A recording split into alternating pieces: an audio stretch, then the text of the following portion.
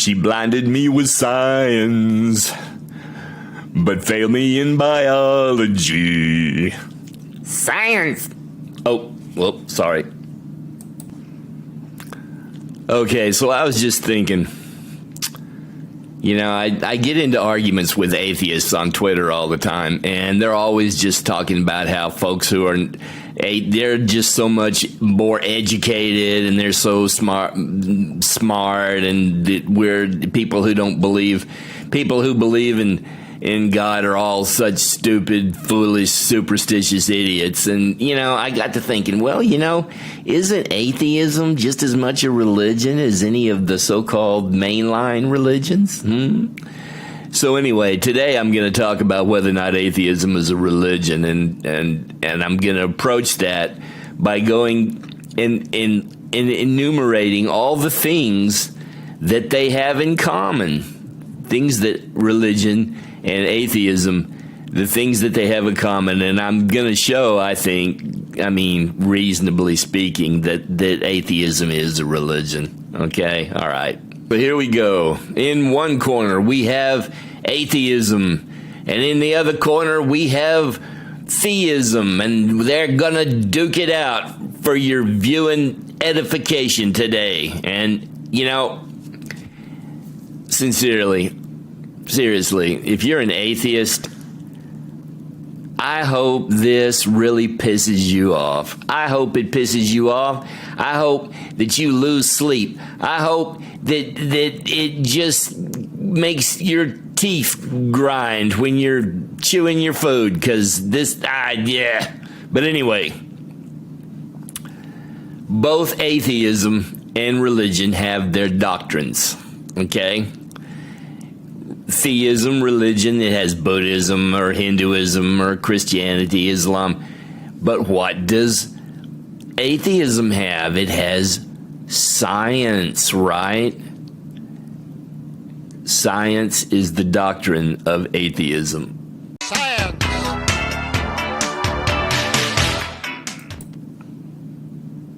They both have slogans. And you see it all the time. Follow the science.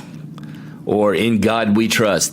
They both have their little slogans, their little jingles that they go around trying to mesmerize people and suck them into their beliefs. And, there's really no difference, is there? She blinded me with science. Is there? They both have creation myths. Okay? There's the creation myth of Adam and Eve, and then other religions have them. Well, science has the Big Bang, because they like to bang on people. Figuratively, psychologically, they bang people all the time. But anyway, so here you go, and you got galaxies being formed, and, and ultimately, they're even having doubts about this now.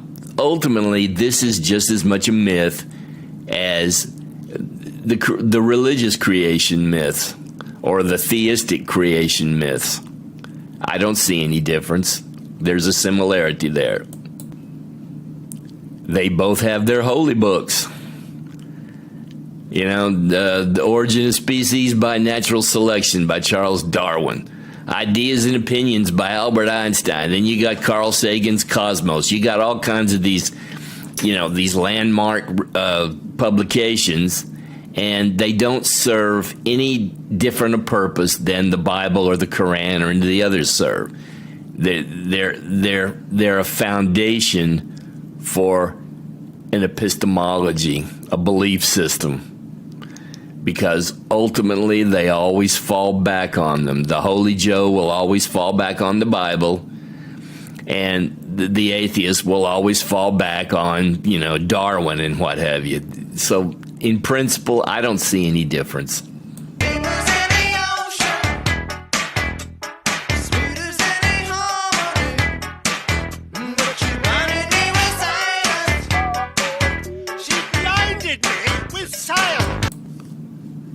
They both have their sacred symbols. There's the universal symbol for science right there, and we see it everywhere. Well, and then you've got symbols here the cross, and oh my goodness, that's a swastika.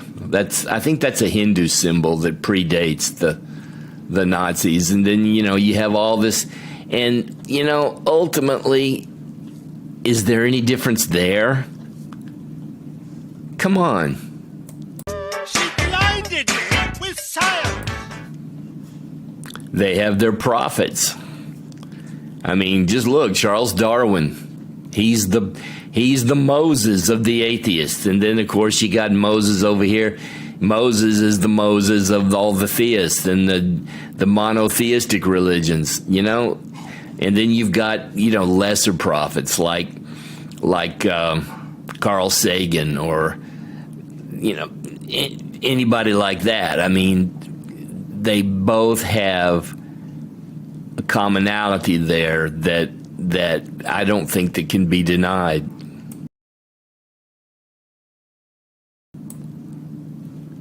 They both have their priestly class.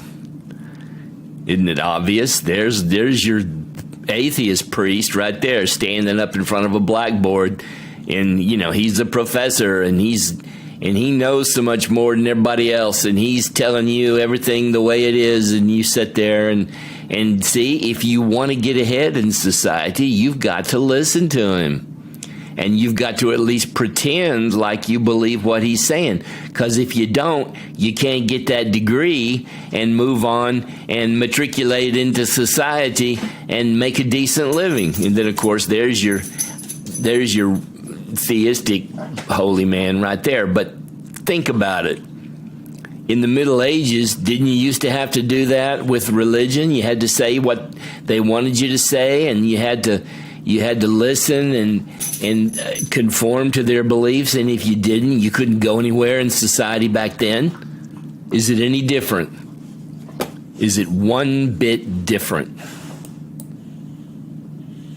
They both seek to proselytize. And don't tell me they don't, because they do. Like, here's a billboard here. I can be good without God, the guy says. And he's an atheist. And then, of course, over here's a billboard trying to get people to accept Christianity.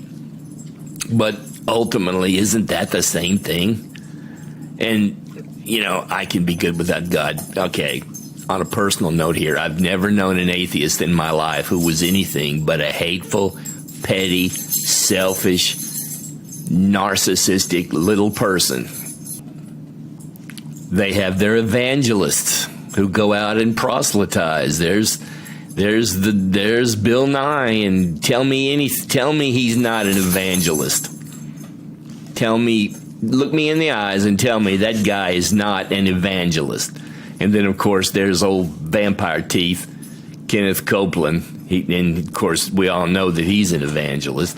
But they both serve the same function, to get out and get people to come over to their way of belief, and indirectly to give them money, because, I mean, that's what it's all about.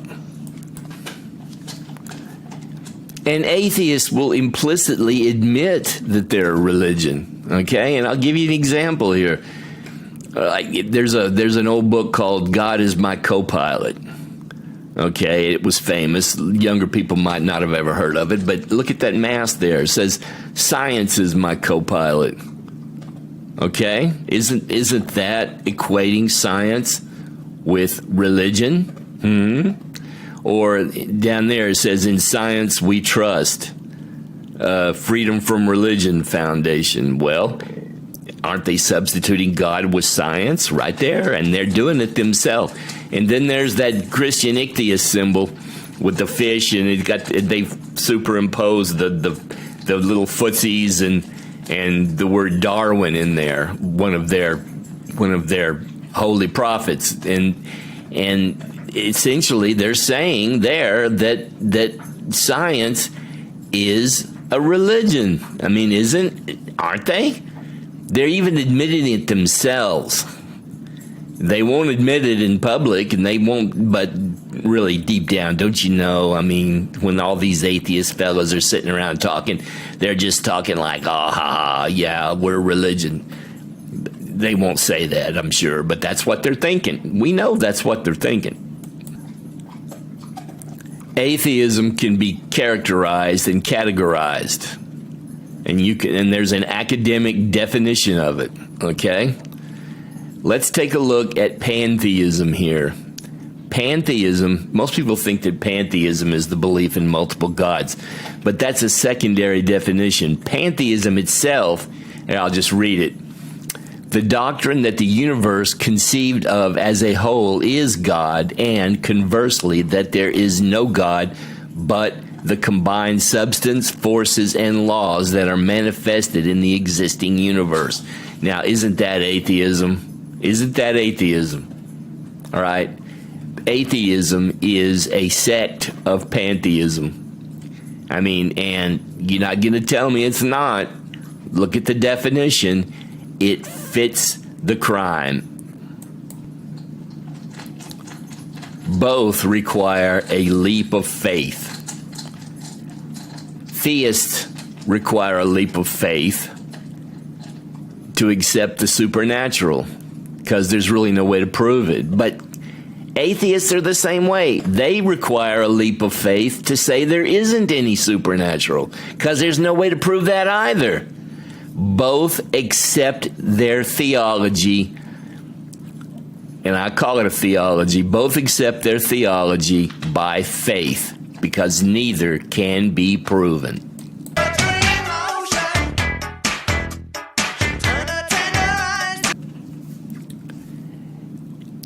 Isn't atheism really a religion masquerading as logic? It's like some guy, wearing a mask, and he's walking around trying to make you think he's one thing, but when deep down behind that, he's really another. Okay, so when an atheist says that they want people to keep their religion to themselves, aren't they really saying that they only want their religion to be respected? They're the only one. Really? If they're going to tell you to keep your religion to yourself, while they can just go around talking whatever they want, aren't they really trying to tyrannize you? Aren't they really trying to assume control over society in such a way as to repress any dissent